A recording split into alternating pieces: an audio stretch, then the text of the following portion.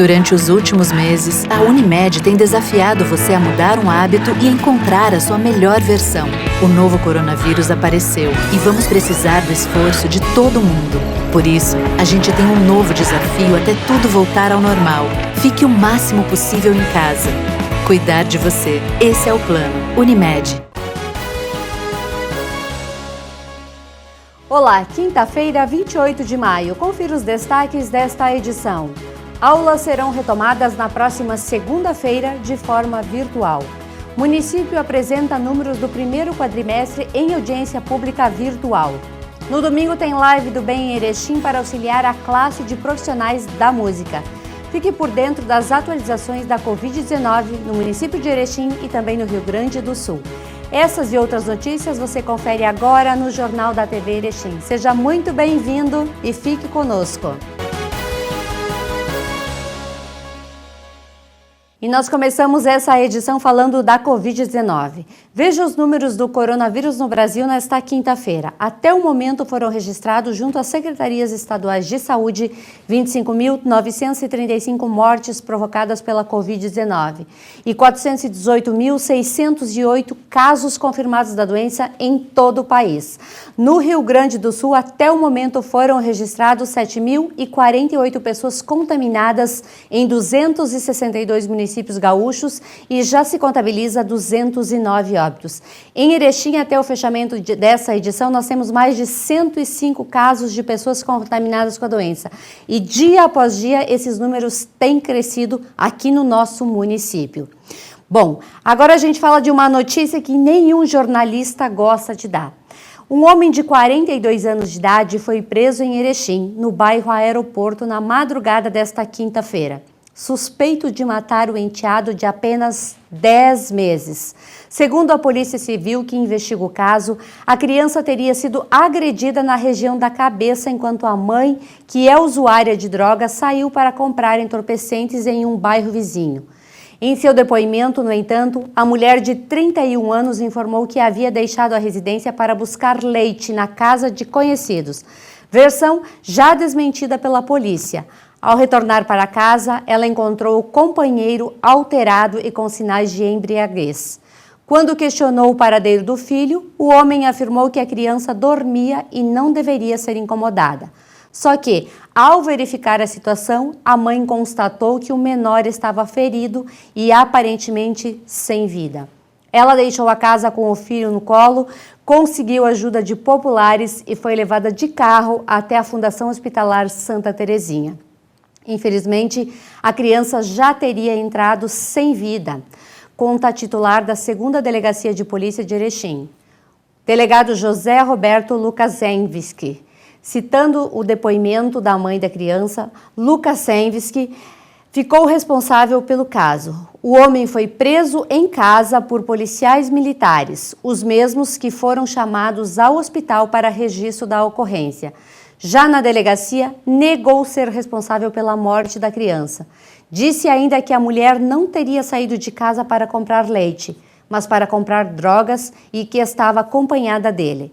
A Polícia Civil, a mulher confirmou que seria usuária de drogas, mas negou a versão apresentada pelo companheiro. A polícia tem 10 dias para concluir o inquérito policial. Em parceria com o site RS Agora, do repórter Eliton Machado, nós vamos divulgar um vídeo com o depoimento da mãe da criança. Tudo aconteceu aqui nesta rua. Nós estamos bem em frente ao aeroporto de Erechim, onde foi registrado um crime bárbaro pouco antes da meia-noite da última quinta-feira.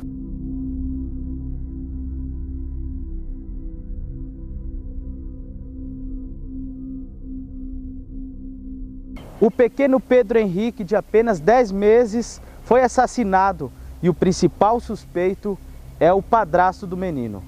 Segundo a mãe do garoto, era por volta, pouco antes da meia-noite, ela teria saído de casa para buscar leite na casa de um amigo, de uma família que são amigos do casal. E quando ela chegou em casa, encontrou o menino já bastante machucado. Então saiu para fora da residência para pedir ajuda. Por esta rua que passava um casal em um veículo que decidiu parar e ajudar. A criança então foi levada até a Fundação Hospitalar Santa Terezinha, onde a equipe médica tentou reanimar, mas infelizmente a criança acabou falecendo. Qual é o nome da senhora mesmo? Kelly. Quantos anos a senhora tem? 32. Infelizmente, a senhora está passando por essa situação na sua vida. Ontem, pela parte da noite, a senhora saiu de casa para buscar leite e quando retornou, encontrou o seu filho, a sua criança de 10 meses aí, sem vida aí na sua casa. Por favor, conta para nós como que foi, o que aconteceu. É uma situação complicada nós conversarmos nesse período tão delicado, tão complicado, e falar com uma mãe num momento como esse. Kelly, o que aconteceu? Aconteceu que eu saí de casa para buscar o leite. Quando eu voltei, eu perguntei para ele estava aqui na rua, eu perguntei cadê o Pedro. Ai, tá lá dentro dormindo, ele ainda falou, eu brinquei bastante com ele, agora ele tá dormindo. Só que eu não acreditei, eu fiquei desconfiada e entrei correndo para dentro de casa. E daí ele abriu a porta, eu fui no Pedro. Quando eu destampei, ele então empurrou a coberta, deixa ele dormir. Ele tá dormindo, não acorda. Eu puxei assim, peguei meu filho no colo e ele tava molinho assim, eu saí correndo pra rua pedindo socorro. Ele pegou uma faca, queria me matar também, meu Deus do céu. Jesus, me ajoelhei aqui, fiz respiração boca a boca nele pra ver, bati nos peitinhos pra ver se voltava, não conseguia, taquei um carro, que foi o casal que me levou lá pro hospital pra me ajudar. Meu Deus do céu, jamais isso na minha vida, Senhor. Só Deus sabe o que eu tô passando. Só Deus sabe o que eu tô fazendo dentro de mim, Senhor. Meu Deus do céu. Eu não aguento mais, eu vou tirar a minha vida, eu não quero mais viver, eu não tô bem, eu tô mal, meu Deus, jamais, meu filho querido. Eu fazia tudo pelo aquele filho, quem conviveu comigo sabe que eu cuidava muito bem do meu filho. Ele era muito bem cuidado por mim, eu não deixava faltar nada pra ele. Moço, não faltava nada porque eu corria de atrás, se tivesse que bater nas casas e pedir um leite, uma fralda, um pão, eu pedia pro meu filho, nunca faltou nada, eu nunca maltratei meu filho. Ele era bem cuidado, ele era limpinho, ele andava bem arrumado, isso ninguém pode falar de mim. Situação bem delicada aqui. E acontece no próximo domingo a Live do Bem em Erechim, que tem como objetivo auxiliar músicos que estão sem renda neste momento de pandemia. Acompanhe o vídeo enviado pelo idealizador do projeto, Cláudio Pereira.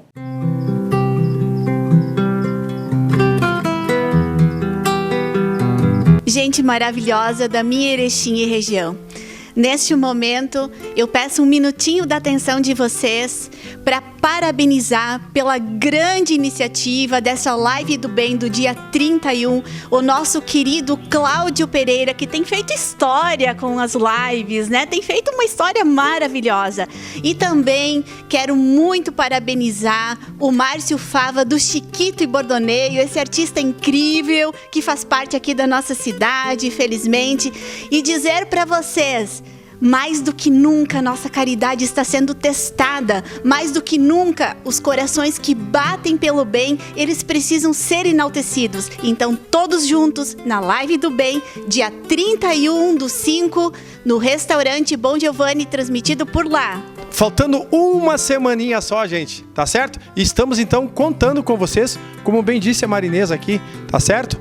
Contamos com a colaboração de todos vocês. Muito obrigado desde já a quem colaborou conosco. Lembre-se, uma semana só. Bate coração.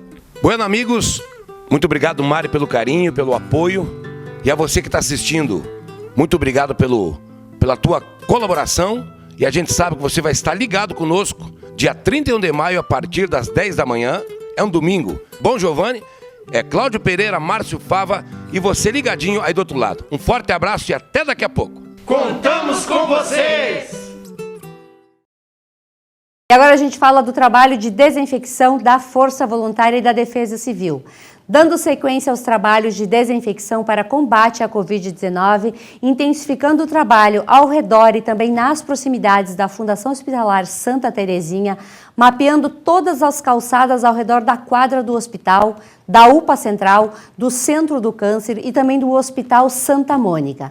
Também pelo motivo da movimentação intensa de pessoas nas agências da Caixa Econômica Federal para o recebimento do auxílio emergencial do governo federal. Está sendo realizado constantemente em frente às agências, parceria com a Força Voluntária do Alto Uruguai e Defesa Civil, a desinfecção destes locais. E no próximo bloco você confere. Aulas serão retomadas na próxima segunda-feira de forma virtual. E também planos de saúde incluirão mais 6 exames na lista obrigatória. E a gente fala também sobre a previsão do tempo aí para sexta-feira e já começa a falar sobre o final de semana. Já retornamos. Durante os últimos meses, a Unimed tem desafiado você a mudar um hábito e encontrar a sua melhor versão. O novo coronavírus apareceu e vamos precisar do esforço de todo mundo. Por isso, a gente tem um novo desafio até tudo voltar ao normal. Fique o máximo possível em casa. Cuidar de você. Esse é o plano. Unimed. O Master traz até você a nova loja de compras virtual, loja.mastersupermercados.com.br. Num clique, sua compra está em casa. Acesse loja.mastersupermercados.com.br. Selecione os produtos de seu interesse, cadastre-se e faça o pagamento com os cartões e receba suas compras em casa. É fácil, prático e seguro. Loja virtual Master Supermercados. Num clique, sua compra está em casa. Master Supermercados. Tá no Master? Tá em casa.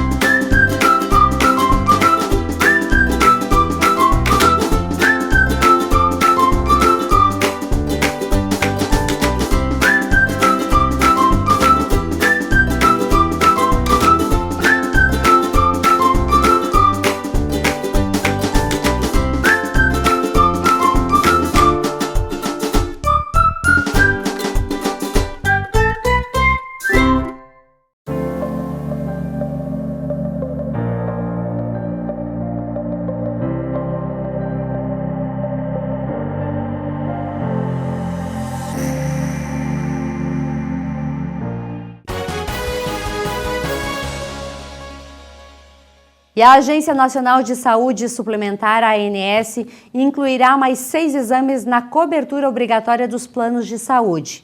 Os procedimentos auxiliam na detecção diferencial do novo coronavírus, descartando ou confirmando outras suspeitas, ou ajudando na identificação de complicações em pacientes com a Covid-19, como tromboses. A decisão foi tomada pela diretoria do colegiado da agência reguladora em reunião realizada na última quarta-feira e passará a valer quando for publicada no Diário Oficial da União em forma de resolução normativa. Assim que o documento for assinado pelo diretor-presidente e substituto da ANS, Rogério Escarambel, e encaminhada à imprensa nacional. Segundo a ANS, a resolução será publicada na próxima sexta-feira, dia 29. E na quarta-feira à tarde, o governador do estado, Eduardo Leite, confirmou em live o retorno das aulas das escolas estaduais. Neste primeiro momento, as aulas serão online em todo o Rio Grande do Sul. As atividades na rede pública de ensino do Rio Grande do Sul serão retomadas na próxima segunda-feira, dia 1º, mas de forma virtual. Agora, o objetivo é fortalecer aulas remotas e aprendizado em casa. O anúncio foi feito pelo governador Eduardo Leite na última quarta-feira. Importante a gente lembrar que há uma complexidade no retorno às aulas, né? Nós estamos lidando com uma parcela significativa da população gaúcha. Nós movimentamos a admitir o retorno às aulas a pleno, né, a movimentação de mais de 20% da população gaúcha entre estudantes, seja da rede pública, da rede privada, dos diversos níveis de ensino, dos profissionais ligados à educação e dos serviços correlacionados com a educação. Então, as aulas, elas movimentam um grande contingente de pessoas e, portanto, nesse momento que nós temos de distanciamento, são um ponto absolutamente sensível e complexo. Um ponto importante aqui a compartilharmos, que nós devemos considerar, é a capacidade do educando de cuidar da sua própria saúde. Então, uma série de considerações, premissas que devem ser analisadas, né? O autocuidado do educando, cuidar da própria saúde e a capacidade de permanecer ou não em casa sozinho, para que seus pais saiam para trabalhar. O uso das aulas não presenciais, o uso intensivo de tecnologia, né, considerando aqui a possibilidade de substituição das aulas presenciais por atividades de educação à distância, o ensino remoto, né, depende da etapa do ensino, isso precisa também ser considerado. O número de alunos por turma, a quantidade de alunos em uma mesma turma para que os protocolos de distanciamento possam ser respeitados, também precisa ser observado e considerado.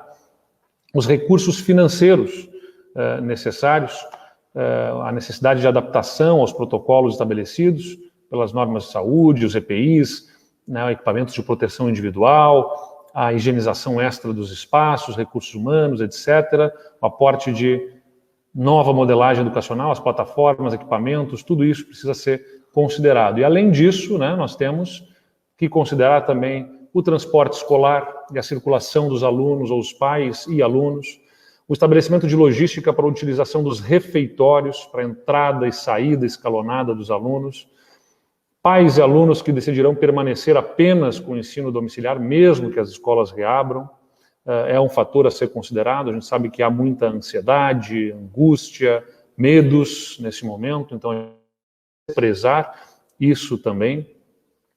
O estabelecimento de uma sala de isolamento na escola para alunos que apresentem eventualmente sintomas e uma rota clara, né, entre a escola e o atendimento de saúde. Os protocolos de saúde e de higienização para a escola e para a comunidade escolar e a identificação de outras atividades na rotina dos pais, alunos, professores e funcionários que gerem aglomeração. Então, sobre, né, as decisões do quando voltar, a capacidade de adaptação ao distanciamento controlado, às suas bandeiras, ela é distinta do sistema escolar, especialmente em relação às crianças menores, né? Os protocolos, aqueles que nós estabelecemos no sistema do distanciamento controlado, eles têm uma situação muito especial aqui em relação à educação. Há que se observar o momento da curva, né, quando as condições de saúde efetivamente forem favoráveis ao retorno, e por isso a gente planeja algo gradual para o retorno das atividades da educação, porque a prioridade é sempre a proteção à vida e à saúde das pessoas. Vai haver sempre um período entre cada uma das fases, a gente planeja de forma faseada, né, o retorno das atividades na educação, com um período para que nós possamos analisar o sucesso da fase anterior, ou seja, o retorno paulatino das atividades, a possibilidade de nós irmos analisando o quanto que cada etapa, cada fase cumprida impactou ou não nas condições sanitárias. E, por isso, o protocolo mínimo de preparação para a retomada é de 15 dias entre um retorno, né, uma análise e dispararmos o anúncio para uma fase seguinte, porque, por hora, a prioridade é fortalecimento das aulas remotas e atividade de aprendizado em casa. Hoje, conversamos com a coordenadora da 15ª CRE sobre o andamento do calendário escolar na região de abrangência da 15ª Coordenadoria Regional de Educação. Confira. As atividades escolares para as escolas de abrangência da 15ª Coordenadoria Regional de Educação retornam na segunda-feira, dia 1º, na modalidade não presencial. O ensino remoto para a educação básica que está sendo organizado pelas escolas a partir de hoje, quando fizemos webconferência com os diretores. O ensino remoto consiste em não ter a presença física nem de estudantes nem dos demais profissionais da educação nas escolas. Ainda em tempos de pandemia, essa organização é necessária para evitar aglomeramentos.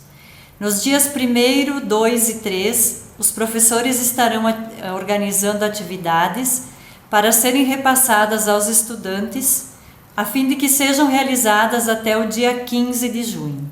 Para esta primeira quinzena, então, estaremos trabalhando na modalidade como estávamos das aulas programadas. Paralelo a isso, a Secretaria Estadual de Educação está organizando o letramento digital. O que é isso? É a nossa forma, através da formação para todos os professores, de estarmos deixando apto o ambiente virtual que entrará em vigor a partir da segunda quinzena de junho. Neste ambiente, a sala de aula virtual, esta nova modalidade da escola virtual, nós teremos a migração de todos os dados dos nossos estudantes e dos professores. Neste espaço, as aulas estarão organizadas de maneira que todos os estudantes tenham acesso. Estamos em um contato e com uma luta, um objetivo muito sério de atingir a 100% dos estudantes. Então, a gestão das escolas está fazendo esse levantamento para ver de que maneira nós vamos atingir a todos. Então, na primeira quinzena, as aulas programadas, da mesma modalidade como estavam feitas e foram feitas em março e abril, e a partir da segunda quinzena, as aulas virtuais através do ambiente de sala de aula digital. O governo do estado também busca parcerias com as empresas de telefonia para termos esse acesso, tanto para estudantes quanto para professores. Somos sabedores de que este é um momento em que continuamos nos reinventando, criando novas possibilidades de aprender, a fim de que todos participem do processo e não fiquem com algum medo, tanto professor quanto estudante, de que não terá esta possibilidade. É um momento de ajuda mútua, estamos fazendo o possível e praticamente mais que isso para conseguirmos dar este acesso, esta possibilidade a todos. Novos tempos em que organizamos os nossos saberes de maneiras diferentes. Veja o calendário. Primeira etapa, início segunda-feira, 1º de junho. Ensino remoto para todos os níveis nas redes pública e privada. Segunda etapa, início no dia 15 de junho. Começam aulas práticas essenciais para a conclusão de curso no ensino superior, pós-graduações e técnicos, além de profissionalizantes de idiomas, artes e similares. Terceira etapa, início dia 1º de julho. Isso vai depender do cenário da doença. Volta às aulas presenciais de forma escalonada, começando possivelmente pela educação infantil, primeiros anos do ensino fundamental e o terceiro do ensino médio, devido à preparação para o ingresso na universidade. Quarta etapa, início no dia 3 de agosto. Definições ainda serão divulgadas. Quinta etapa, início no dia 1º de setembro e as definições ainda serão divulgadas. E agora a gente fala um pouquinho sobre a previsão do tempo para sexta-feira.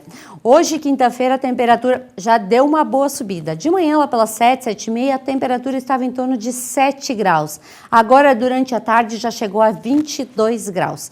Vamos ver como é que fica sexta-feira? Nessa sexta-feira pela manhã, uma mínima de 8 graus, a máxima do dia em torno de 22 graus, a média deve se manter em torno de 15 graus, a umidade do ar 79%, ventos 8 km por hora e a gente não tem previsão de chuva para sexta-feira.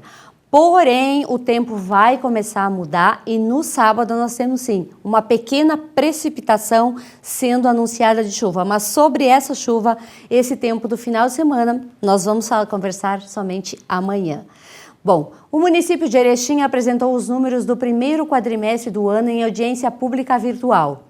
Gestores projetam um 2021 muito difícil para o setor público e, consequentemente, para todos os cidadãos erechinenses. Ontem tivemos a apresentação do relatório fiscal do primeiro quadrimestre do município de Erechim aqui na Câmara de Vereadores.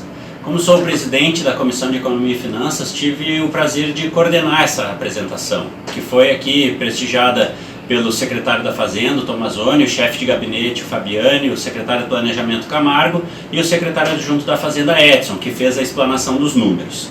O que a gente pôde ver nessa apresentação, que dessa vez foi online, inovando até a forma de apresentar devido à pandemia a qual passamos, foi a boa interação da comunidade junto com a apresentação, com as perguntas sendo feitas pelas mídias sociais e também a pergunta dos vereadores aqui presencialmente. O que se verificou nesse relatório, na verdade, é que o município de Erechim ainda goza de uma boa situação econômica. Isso é fruto do trabalho de todas as administrações que passaram para cá, deixando a prefeitura sem endividamento, por exemplo. Então não tem nenhum financiamento com bancos ou questões relacionadas a isso.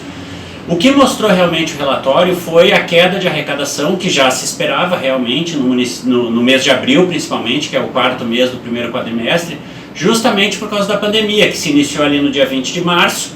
Então, abril todo teve um reflexo grande, mas se estimava uma perda de 5 milhões na arrecadação, e na verdade essa perda ficou em torno de 3 milhões, graças também a um aporte de 1 milhão que veio do Fundo de Participação dos Municípios, né? Um acréscimo justamente para reparar essas perdas em relação ao coronavírus. Algumas situações chamaram a atenção dos vereadores e as perguntas foram direcionadas nesse sentido, como por exemplo a educação, que claro teve a interrupção das suas aulas, e isso fez com que gastasse menos, né, que investisse menos, tornando o percentual mínimo que é obrigatório de investimento de 25% não atingiu quase 21%. E devido a isso até foram feitos alguns questionamentos, como por que não então o pagamento das escolas, né? Por que a suspensão dos contratos, né, dos professores e dos trabalhadores das escolas, porque entendemos que inclusive nesse período poderia ser uma forma de manter talvez menor o prejuízo da comunidade em relação ao coronavírus, né, com essa falta de emprego e falta de renda. Na área da saúde se viu um acréscimo bastante importante, interessante, elogiado por todos. Na parte da cidadania também, assistência social, inclusive com um repasse de 500 mil da Câmara para alcançar cestas básicas à comunidade, mas também foi feita a ressalva de que se tivesse um maior controle na distribuição dessas cestas básicas, né? Porque a gente tem recebido muitas questões de que algumas famílias conseguem recolher 6, 5, 4 e algumas famílias acabam ficando sem. Então tudo isso foi levantado no relatório de gestão, certamente com a expectativa de o que vai ocorrer agora nos meses de maio, junho, julho e agosto, né, que talvez sejam os meses mais difíceis, mas acredito que se a comunidade continuar auxiliando, tomando os cuidados necessários em relação ao Covid, com a volta gradual das atividades econômicas, a gente possa inclusive ter um resultado melhor e não ter tantas perdas. O IPTU também, como foi prorrogado, teve uma receita não tão grande a partir do mês de abril, já mais maio, quando seria o vencimento, e isso espera se refletir no segundo quadrimestre, mesmo que o pagamento não seja em maio, seja em junho, a gente ainda não tenha tanta perda, né? Mas é uma incógnita, pois não sabemos como as pessoas e a situação econômica do município vai estar, se vão realmente honrar com os compromissos do IPTU ou não. Certo que tem, que ontem também foi aprovado e sancionado, na verdade, pelo presidente, aquele auxílio de 12 milhões, que vai ajudar em muito o orçamento da prefeitura. E que se realmente se efetivar como anunciado pelo governo federal, provavelmente nem haja um déficit daquela previsão de faturamento da prefeitura, porque realmente os primeiros meses, inclusive, superaram a expectativa de receita. Então a gente espera que com isso a comunidade fique esclarecida, que possa acessar os relatórios também, e a gente aqui na Câmara está à disposição para também ajudar o Executivo na aplicação desses recursos, principalmente para fiscalizar, e que a gente possa aí levar o conforto para a nossa comunidade e que passe por essa pandemia da melhor maneira aí, sempre com a atenção tanto do Executivo como do Legislativo em relação ao risco social e o que vai ocorrer com a nossa comunidade daqui para frente. A gente vai continuar à disposição de todos vocês. Obrigado. E o Jornal da TV Erechim fica por aqui. Lembramos a todos vocês que é possível rever todas as nossas matérias e também os nossos programas no Facebook, no YouTube e também lá no Instagram. Agradecemos a sua audiência e nos encontramos amanhã neste mesmo horário. Até lá!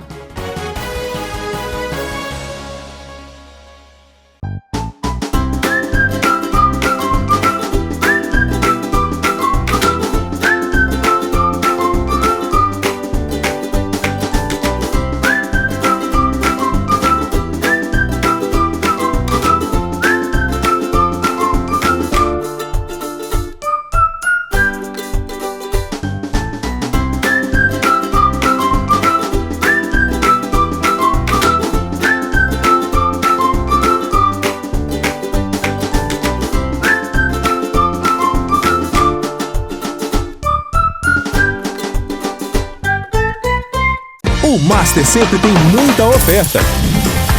E o cliente Master Mais Vantagens economiza ainda mais. Faça já o seu cadastro e aproveite. Tá no Master, tá em casa.